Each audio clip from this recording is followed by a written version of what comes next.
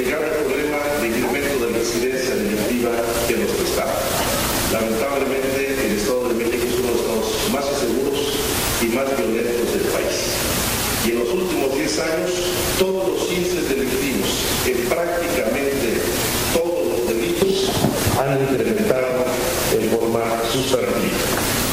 El total de delitos, por ejemplo, del fuero común, que son los de competencia del gobierno del Estado, pasaron del año 2000 de 190,000 delitos cometidos al año 2010 a más de 267,000. Yo creo que este es un dato fuerte, muy crudo, y no estoy dando datos recientes del 2011 porque todavía no tenemos la disponibilidad. Va a dar los datos de todos los delitos como se han presentado.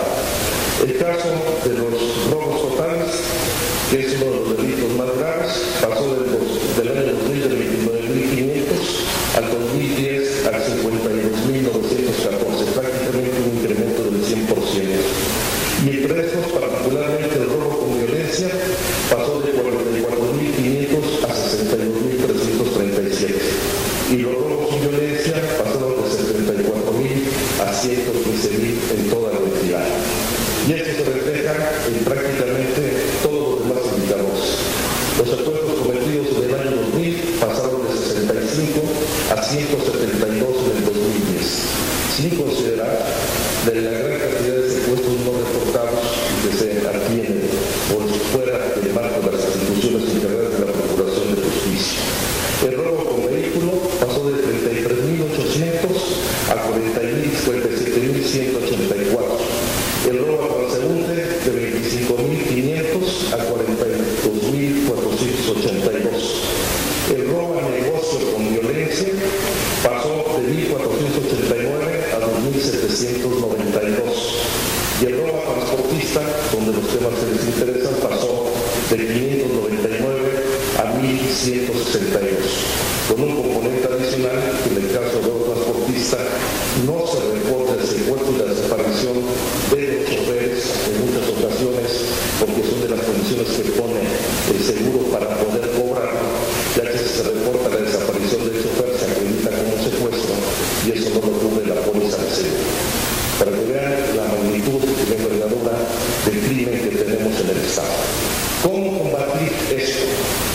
Yo creo que uno de los grandes errores que se han tenido en el diseño de la estrategia del crimen organizado es que se ha tratado solamente de focalizar el combate en las áreas básicas del narcotráfico, el secuestro y las actividades vinculadas directamente a las grandes bandas de los cárteles delictivos.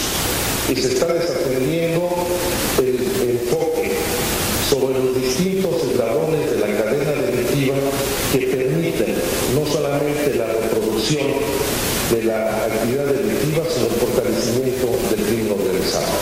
Por supuesto que es necesario construir acuerdos, garantizar una buena coordinación con la autoridad federal y la autoridad local, sin eludir responsabilidades. No hay que estarse echando la pelotita mutuamente, porque todas las acciones que se hagan en materia de investigación policial y de aplicación de la justicia inciden de manera positiva o negativa en la revolución de las prácticas delictivas.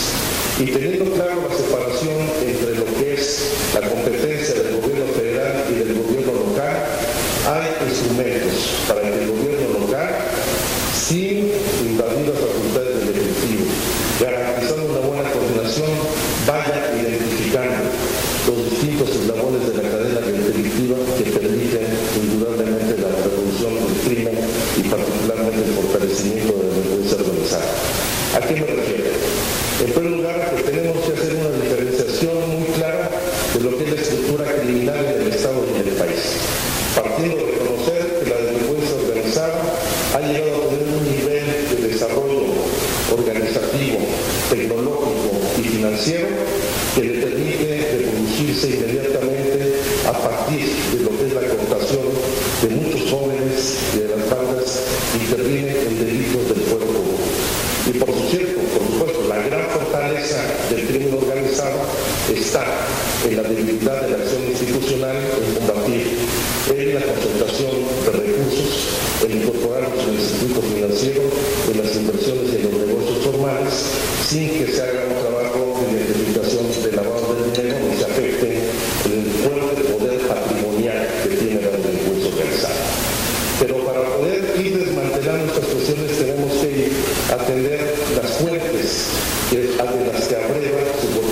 la delincuencia organizada que se ha diversificado no solamente del narcotráfico, del contrabando, del secuestro, sino también a otras áreas, desde el control de la economía informal hasta todo lo que se refiere a robo de vehículos, casa de habitación, robo transportista y piratería. Y son los temas que indudablemente el gobierno local debe de atender y romper los eslabones de esta cadena que permiten el fortalecimiento. ¿Cómo hacerlo? Bueno, tenemos la experiencia del gobierno del Distrito Federal. ¿Qué es lo que permitió en el caso del Distrito Federal disminuir sensiblemente el robo de casa de habitación, el homicidio y el robo de vehículos? Pues el establecimiento de una estrategia de inteligencia para tratar de identificar cuáles son las bandas que están operando, no solamente en el Distrito Federal y no solamente en la zona metropolitana, porque las bandas ahora se han organizado a nivel regional y hay indudablemente un nivel de coordinación y posicionamiento en la región centro del país. Por eso ustedes ven que en muchos de los casos del secuestro encuentran casas de seguridad del mismo grupo delictivo, lo mismo en Chalco, Iztapaluca, en Cuernavaca, o en Yautepec, Morelos, o en Iztapalapa, en el Distrito Federal. Y esto implica ir reconociendo no solamente el posicionamiento territorial y la forma de operación de las bandas, sino el tipo de delitos en que se están especializando. Y esta es la lógica que nosotros tenemos que introducir. Por supuesto, no solamente una política reactiva en el combate al crimen, sino una política preventiva. Y la parte fundamental es atender hoy los núcleos de las bandas, particularmente de jóvenes como delincuentes que se están enganchando desde el robo de autopartes, el asalto a transeúnte y posteriormente a los delitos que vinculan el robo con vehículos y casa de habitación con lo que son el cuerpo, la carne de cañón en la lucha entre los cárteles vinculados a las drogas y otro tipo de actividades ilícitas.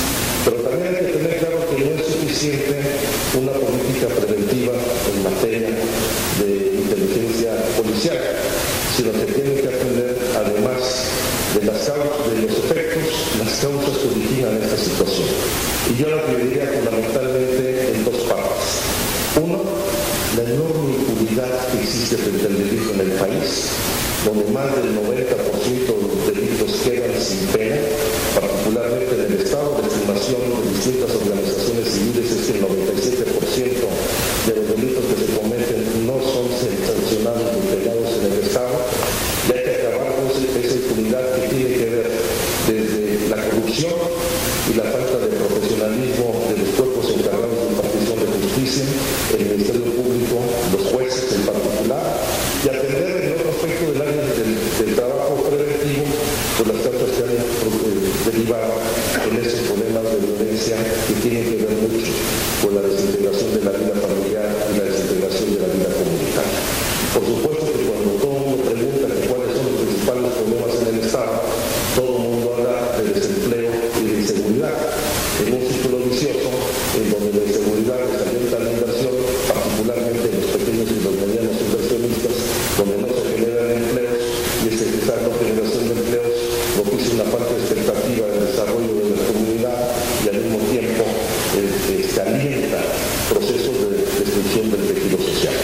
Y para ello lo importante es, además de atender los problemas de desempleo, atender las causas que han originado la violencia en el Estado.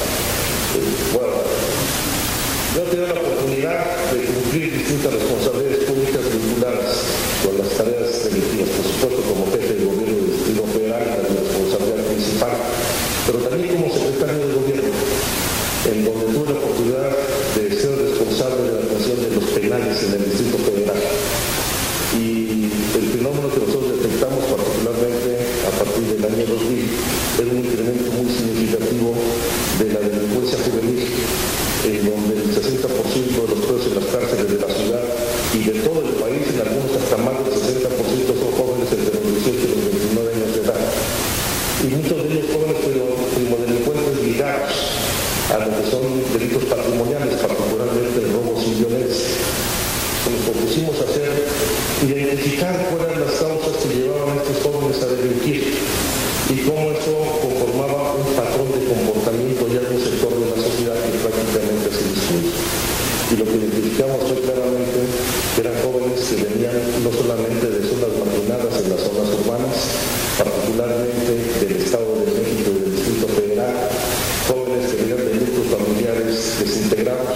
con mucha violencia intrafamiliar, con adicciones de los padres o los hijos, con embarazos muy tempranos de las jóvenes adolescentes, con desempleo, con deserción escolar.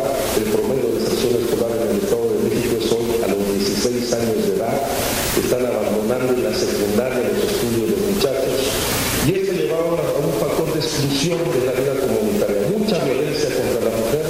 Evidentemente, el hecho de que el Estado de México sea el Estado con el mayor número de feminicidios en los últimos 5 años, cerca de 1000 feminicidios cometidos de los reconocidos, más en Ciudad Juárez, la mitad de ellos cometidos por la pareja, que hace que la familia hoy sea el lugar de más alto riesgo para las mujeres en el Estado, da cuenta de este proceso de deterioro de la vida familiar y la descomposición de la vida comunitaria y nuestro tejido social. Por eso yo digo, no basta solamente resolver el problema del empleo y de la inseguridad, sino que hay que atender los factores que han llevado a la disolución del núcleo familiar y a sus niveles de violencia.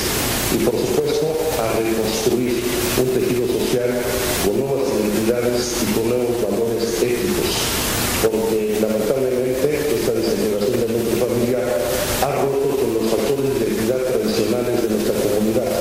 Ya no es la iglesia, ya no es la escuela, ya no es la familia, ya no es el deporte, los factores de identidad de muchos de los jóvenes, de estos jóvenes que les dicen los niños, 7 millones en el país, de los cuales 1 millón están en el Estado de México, sino que ahora la identidad de estos jóvenes está en la calle y en la banda.